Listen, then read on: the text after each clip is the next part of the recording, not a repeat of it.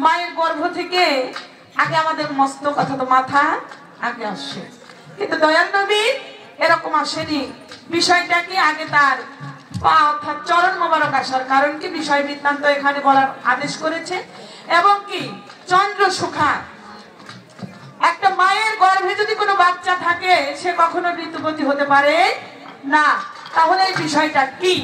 আপনারা এই গানের বিষয়টা, প্রশ্নের বিষয়টা সাধক রজ্জব সাহের একটি গানের মধ্যে আমি জবাবটা করবো, একটি তথ্য গান এখানে, তারপরে যেদিকে গেছে ওইদিকে আমি যাওয়ার চেষ্টা করবো। ধন্যবাদ সবার প্রতি।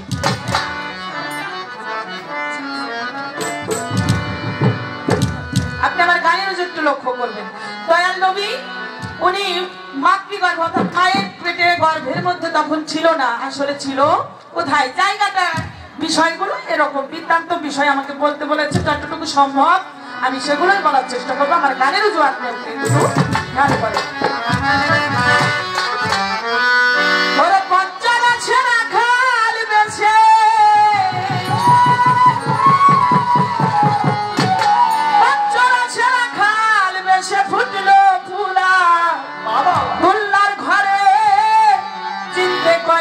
পারে নবীরে বলতে কয়জন পারে? ওরে পঞ্চরাশে রাখাল বেশে,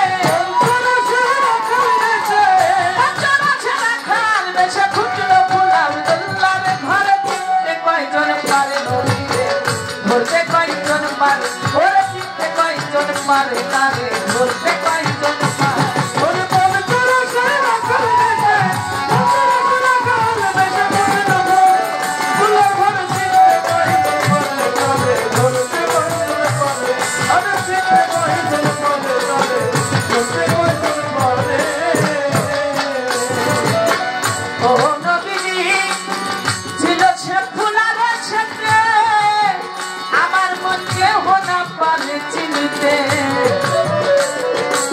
কলিযুগকে উদ্ধারিতে মানুষের রূপ ধরে, ধরে মানুষের রূপ ধরে, মানুষের রূপ ধরে।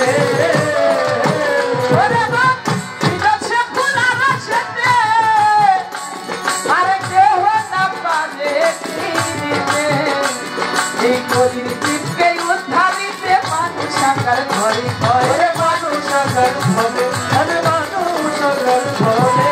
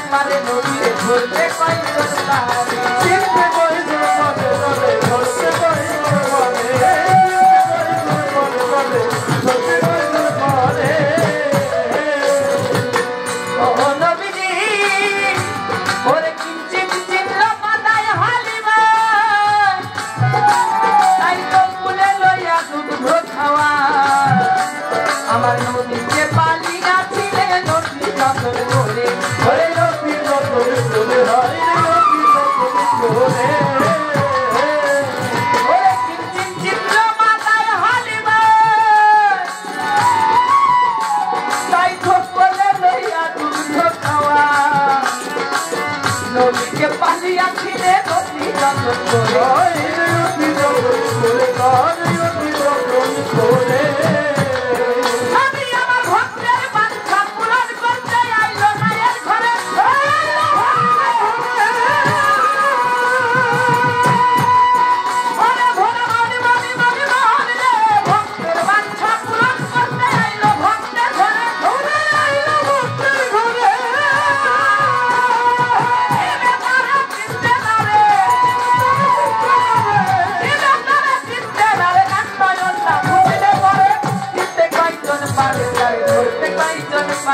ওরে চিনতে কয়জন পারে নবীর বলতে কয়জন পারে? চিনতে কয়জন পারে যাবে বলতে কয়জন পারে? চিনতে কয়জন পারে যাবে বলতে কয়জন পারে?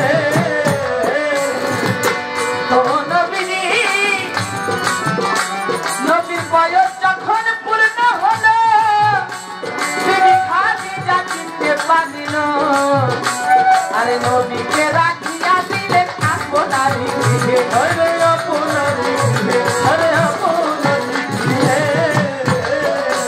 আমার নবীর বয়স যখন পূর্ণ হলো ও বিবি খাদিজা চিনতে পারিল নবীকে রাখিয়া দিলেন আপনারই গৃহে আরে আপনারই গৃহে আরে আপনারই গৃহে আমি আমার মন্ত্রী চলাইতে যাইতে মাঠের উপরে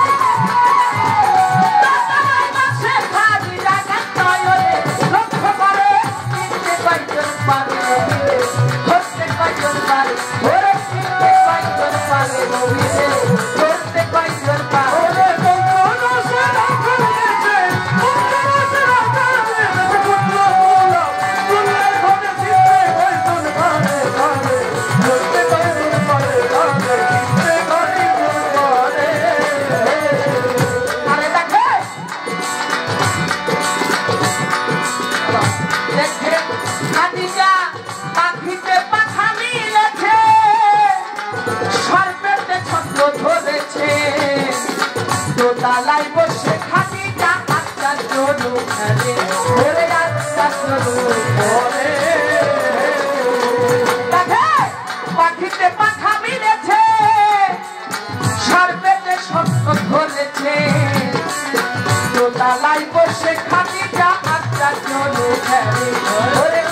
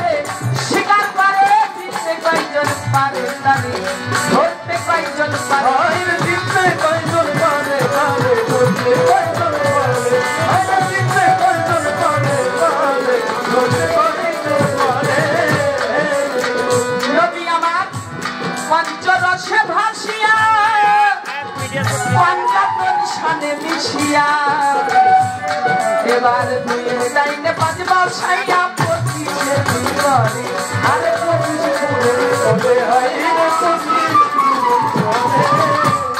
ওই নদী আমার পঞ্চরসে ভাসিয়া সে যে পাঞ্জাতন সামনে মিশিয়া দুয়ে যাইতে পাঁচবার সাইয়া পঁচিশে আরে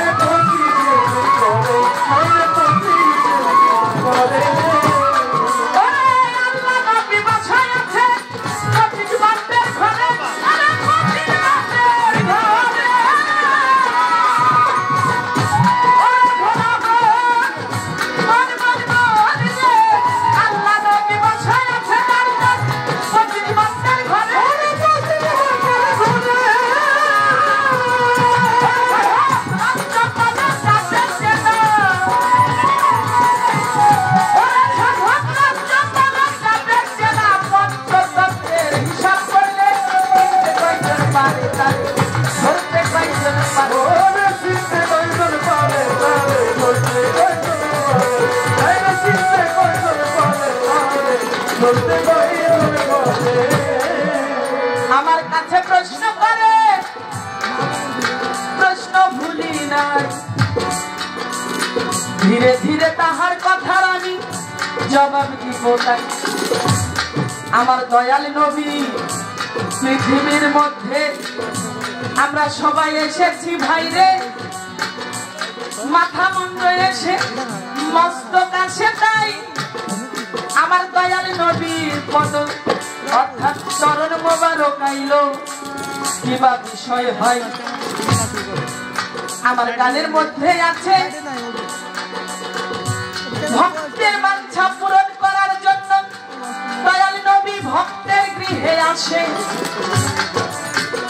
তাই তো মা আমিনার গর্ভে জন্ম নিয়ে তাই হালিমার কাছে অবশেষে লালন পালন হয়েছে। কি বাবারা, এটা সনাতন ধর্মে আছে। শ্রীকৃষ্ণ মহাপ্রভু জন্ম নিয়েছে এক গৃহে, কিন্তু লালিত পালিত হয়েছে আরেক জায়গায়। ঠিক ওরকমটাই, তাই ভক্তের অধীন ভগবান ভক্তের মনোবাঞ্ছা পূরণ করার জন্যই এইরকম করে থাকে। কে সেটা আপনি সনাতন ধর্মে যান আর আমাদের ইসলাম ধর্মে আসেন। ভক্ত যেজন সেজন হচ্ছে সর্ব ধর্মের উপরে। কি বাবারা, যেজন ভক্ত হতে পারে সে সর্বধর্মের উপরে, তার ভক্তিতে মুক্তি মিলেছে। তাই সেই ভক্তর বাঞ্ছা পূরণ করার জন্য আমার দয়াল নবী সেই মা আমিনার গৃহে জন্ম নেওয়ার পরেও মা হালিমার কাছে সে মানুষ হয়েছে। এটা গানের মধ্যে ছিল। এই গানটাকে একটু হিসেব করলে পরে দেখবেন আপনার প্রশ্নের জবাব এখানেই অনেকটা হয়ে যায়। তারপরেও আমি বলবো, আমার দয়াল নবীর দুইটা দেহ মোবারক ছিল। একটা হচ্ছে আসমানি দেহ, একটা হচ্ছে জিসমানি দেহ। আসমানি দেহ যেটা, সেটা আসমান জগৎ অর্থাৎ সেখানেই চলাফেরা। এখানে জিসমানি দেহ যেটা, সেটা ভ্রমণ্ডলে তার। ওই জিসমানি দেহ এবং আসমানি দেহ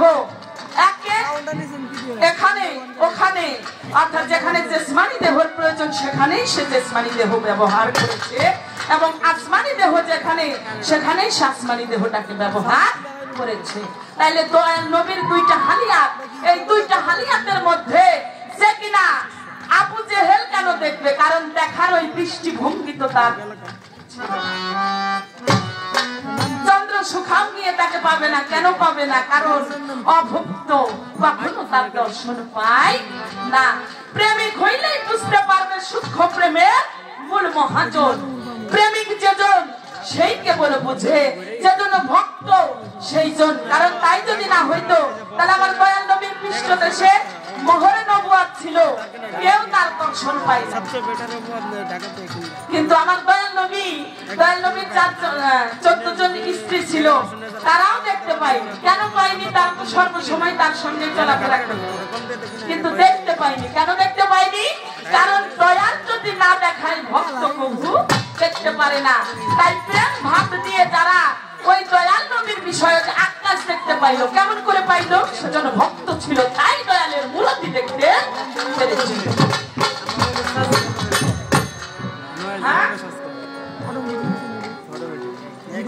তাহলে আমার দয়াল নবী, তবে আমার একটা কথা এখানে, দয়াল নবী কিন্তু এমনই ভাবে পৃথিবীর উপরে এসেছে, বা তার জন্ম কিন্তু আমাদের মতো এরকম না। আমার দয়াল নবী ছিলেন অজনী সম্ভাবনা। উনি জনি তার দিয়ে প্রবেশ করেনি, অর্থাৎ এটা গানের মঞ্চের কথা নয়। তারপরেও এখনকার যে যুগ জামানা হয়ে গেছে, এক কথা বললে পরে এই ইউটিউবের যুগ আইসা সবকিছু টানা করে এই জন্য অনেকেই অনেক ভাবে ভাইরাল হওয়ার জন্য অনেক কথা, তবে এই কথাগুলো মঞ্চে বলার কথা না। যতটুকু সম্ভব আমি বলি, কারণ আমরা যেভাবে আমাদের মাতৃগর্ভে পিতার মস্তক হইতে মাতৃ উদরে মাতৃ রেহেটের মধ্যে যাই, ওভাবে আমার দয়াল নবী আসা যাওয়া হয় না। তার অবস্থান হয়েছিল নাসিকা মূল দিয়ে যাওয়া এবং নাভিকুণ্ডা। এবার পাল্টা আসলো কেন? কারণ রাত দিন উভয়ের, আপনারা জানেন আমার দয়াল নবী এমন একটি সময় জন্মগ্রহণ করেছিলেন, রাত এবং দিন শুধু এটা না, সেজন পৃথিবীর মধ্যে অর্থাৎ যিনি কিনা নাকে যাকে সৃষ্টি না করলে কোনো কিছুই হতো না। দীনবন্ধুকে পাওয়ার জন্য জগৎ আকুল আবেদন আশা রাখে। কেন রাখে? আপনি হানিফ সরকার, আপনার হাজার হাজার ভক্ত আছে, আপনার দিয়েই আমি বলি, আপনার প্রত্যেকটা ভক্তই কিন্তু আশা করে যে হানিফ সরকার আমার বাড়ি, আমার দয়াল যদি আমার বাড়ি তার চরণ ধুলি একটু দেয় আমি ধন্য হব। কি বাবা, তাই না? তাইলে আমরা যেমন গুরু ধরা ব্যক্তিরা এরকম দয়ালকে পেলে খুশি হই, আর তাকে সৃষ্টি না করলে আমার মাওলা পাক কিছুই সৃষ্টি করতো না। তাইলে চন্দ্র সূর্য নবগ্রহ নক্ষত্র দিন রাত তারা সবাই আশা করেছে যে আমার দয়াল নবী যদি আমার সময়টা একটু অর্থাৎ আমার রাত্রে জন্মগ্রহণ করে আমার জীবন ধন্য হয়ে যাবে। দিন বলে আমার দিনে যদি দয়াল নবী পৃথিবীর উপর আসে আমি দিন ধন্য হয়ে যাব। তখন আমার আল্লাহ পাক মনোবাঞ্ছা অর্থাৎ আমার দয়াল নবী এটা আল্লাহর ইশারায় সুবে সাদেকে জন্ম হয়, নহে রাত নহে কখনো কারো মনে কষ্ট দিল না। তাই এই পৃথিবীটাকে পাও দিয়ে আমার দয়াল নবীর পাও মোবারক দেওয়ার কারণ এটাই যে জগৎটাকে চাই নামাজ বানিয়ে দিয়েছে। ওই যখন আমার দয়াল নবীর চরণ মোবারক পৃথিবীর উপরে পড়েছে তখনই পৃথিবীটা পবিত্র হয়ে গেছে। এখানে অর্থাৎ যেখানেই আপনি যান পৃথিবীর যে প্রান্তেই যান যেখানেই যান সেখানেই আপনি চাই নামাজ পিছিয়ে নামাজ আদায় করতে পারবেন। এটাও আমার দয়াল নবী আমার আল্লাহ পাকের একটা রহমত। আমার আল্লাহ পাক দয়াল নবীর জন্য এটা মুক্ত করে দিয়েছে। এটাই ছিল ভক্তের বাঞ্ছার চাওয়া এবং এই বিষয়গুলো রয়েছে। আর যে কথাগুলো আমি এত দূরে না গেলাম আমি ছোট্ট করে সংক্ষিপ্ত আকারে যতটুকু এটুকু বলার চেষ্টা করলাম। আজকে একটা তত্ত্ব গান হয়ে গেল, গানের মধ্যে আছে সব বিষয়। আপনার কাছে আমার প্রশ্ন, আপনি একটা প্রশ্ন আমি করব যেহেতু কমিটির আদেশ, আর আমি এমনিতেও প্রশ্ন একটাই দুইটা করি, একটা দুইটা যাই করি। ছোট্ট প্রশ্ন, প্রশ্নটা কি আপনি শুধু বলবেন আদম এবং হাওয়া যখন গুনাহগার হয়ে যায় অর্থাৎ গন্ধম খাওয়ার কারণে কি বাবা 1450 বছর ধরে 350 বছর ধরে কান্নাকাটি করে কে? আদম এবং হাওয়া। কিন্তু দেখা গেল আরশ মহলায় একটি নাম ছিল যে বিষয়টা অর্থাৎ কোন নামের বিষয় অর্থাৎ কোন নাম দ্বারা কোন নামের ওসিলায় এই আদম এবং হাওয়া মুক্ত পেয়েছিল আপনি বললেন তো একটু। সেই নামটা কি ছিল? যে নামটা জপনা করার পরে যে নামটার তারা উচ্চারণ করার পরে তারা মিলিত হয়ে গেল, তারা তাদের গুনাহ মাফ পেয়ে গেল। আপনি শুধু নামটা বললেন। অনেকের কাছে জিজ্ঞাসা করলে পালা টিকাইনের জন্য অনেক কথাই বলে, ঘুরাই ফিরে এ কথা ও কথা বলে, কিন্তু আমি কিন্তু আপনার কাছে বলি আপনি কিন্তু ওই মাপের শিল্পী না, আপনি এরকম এগুলো বলেন না। তার জন্য এই প্রশ্নটা আমি আপনার কাছে রাখলাম। আশা করি আপনি আমার প্রশ্নের জবাব সুন্দরভাবেই দিবেন। এই একটি মাত্র কথা কার নামের ওসিলায় ওই দিন আদম এবং হাওয়া মাফ পেয়েছিল? সুন্দর করে দিবেন।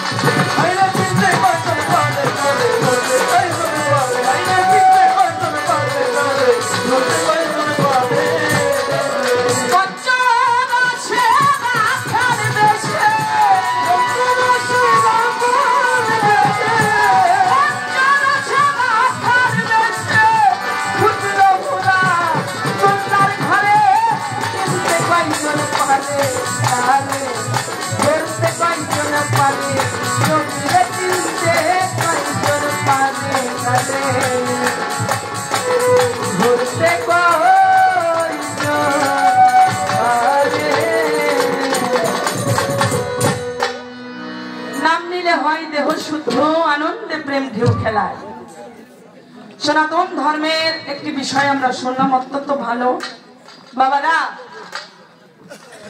গুরু এবং ভক্ত, আপনি ভক্তির মধ্য দিয়ে আপনি যদি আপনার আল্লাহ আপনার ভগবানকে জিতিয়ে নিতে পারেন, আপনার ভক্তির বলে যদি তাকে পেতে পারেন, এখানে কিন্তু কোনো জাত বিজাতের কোনো কিছু আসে না। ভালোবাসাটা হচ্ছে সবার ঊর্ধ্বে। বিশ্বাস, ভক্তি, প্রেম এই একাধারে তার মধ্যে সর্বসময় থাকে, সে সর্বসময় মুক্তি পায়, সে হয়েছে মানুষের জীবন। তাই বাবারা, নাম নিলেই দেহ শুদ্ধ হয়ে যায়। কার নাম? আমার আল্লাহর নাম, আমার নবীর নাম, আমার দয়ালু মুর্শিদের নাম, আমার শ্রীকৃষ্ণ মহাপ্রভুর। কিন্তু যার মধ্যে সেই নাম পবিত্র নাম নেওয়ার ক্ষমতা আছে সেই তো নিবে।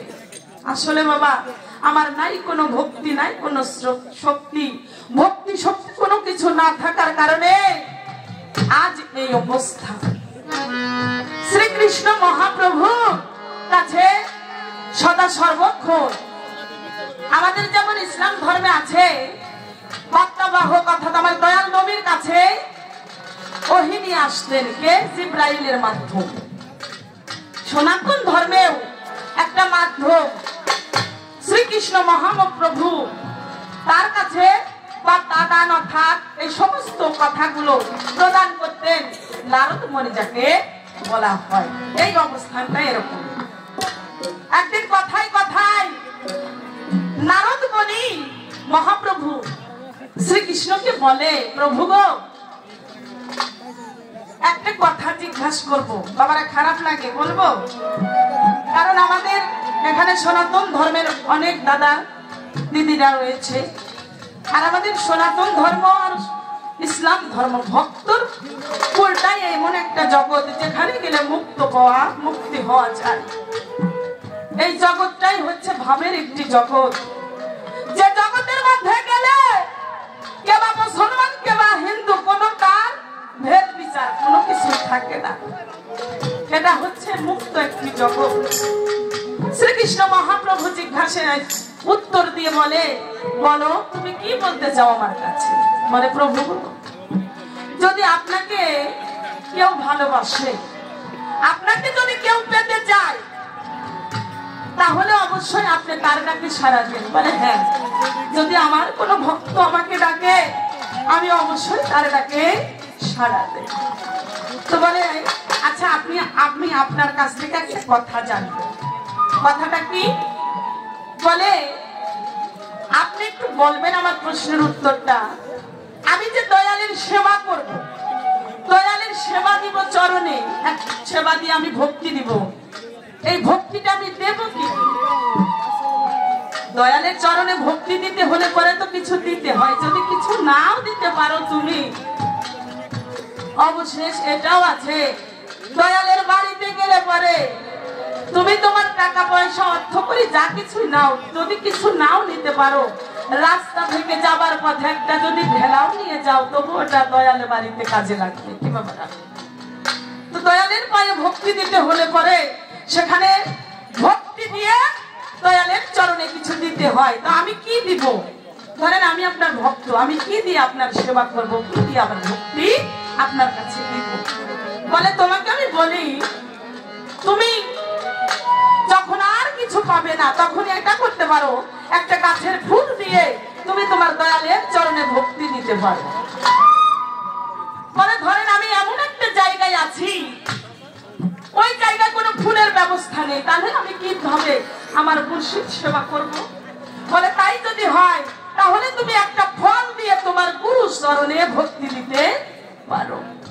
বলে, ধরেন যে আমি যেখানে আছি ওই জায়গায় কোনো ফলের কোনো ব্যবস্থা নাই, তাহলে কি দিয়ে আমি আমার কৃষ্ণ সেবা দিব? বলে, যেখানে কোনো ফলের ব্যবস্থা নাই সেখানে তুমি একটা কাজ করো, তোমার দয়ালের চরণে ভক্তি দিতে গেলে পরে একটা পাতা নিয়ে তার চরণে তুমি দিতে পারো। বলে, তাও যদি বুঝলাম, আমি যে জায়গা আছি, আমি যে অবস্থানে রয়েছি, এই জায়গা ধরেন কোনো গাছ তরু লতা পাতা কোনো কিছুই নেই, তাহলে আমি আমার দয়ালের সেবা কি দিয়ে দেব? বলে, তাই যদি হয় তাহলে তুমি দুপুরটা জল দিয়ে তোমার দয়ালের চরণে ভক্তি দিতে পারো। বলে, দেখেন দয়াল, ধরেন আমি একটা জলের মধ্যে আছি, সেখানে কোনো জলের অবস্থানই নেই, তাহলে আমি সেই জলটা পাবো কোথায়? কি দিয়ে আমি আমার দয়ালের চরণে ভক্তি দিব?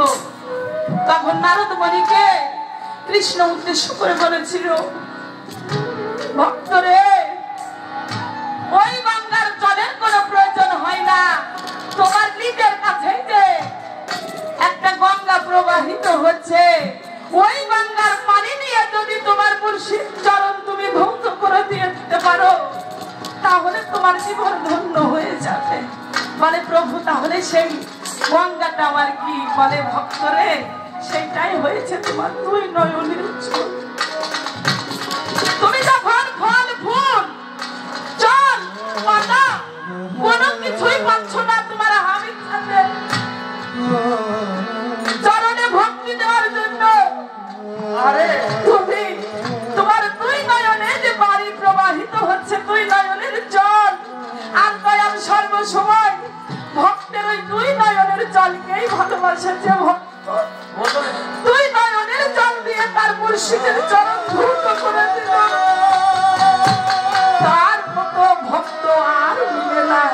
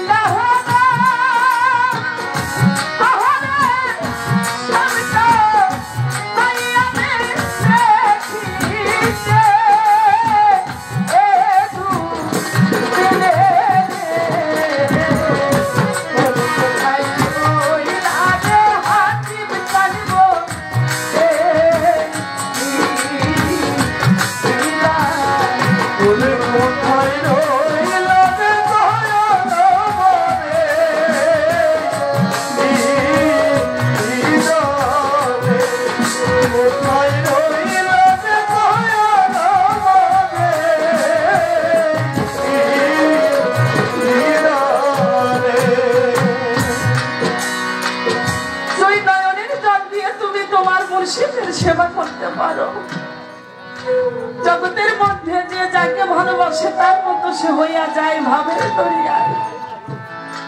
আমি যে আমার প্রভুর চরণে ভক্তি দিয়ে আমার মনের জ্বালাটা দুইটা কথা আমি তার কাছে বলবো, ওই বান্ধব যারা হারিয়ে গেছে, ওই দয়াল দীনবন্ধু যারা এই জগৎ ছেড়ে ফাঁকি দিয়ে চলে গেছে, তার বন্ধু পানে চেয়ে চেয়ে ভক্ত কাঁদছে আর এই কথা বলে। তাই এই জগতের মধ্যে যার কিনা মুর্শিদ দীনবন্ধু হারিয়ে গেছে সে বুঝে ওই যন্ত্রণা। তাই আমাদের মহানা জামুন সরকার বলে, যেদিন হতে তোমায় রে হারা বাঁচান আমার সমান হইল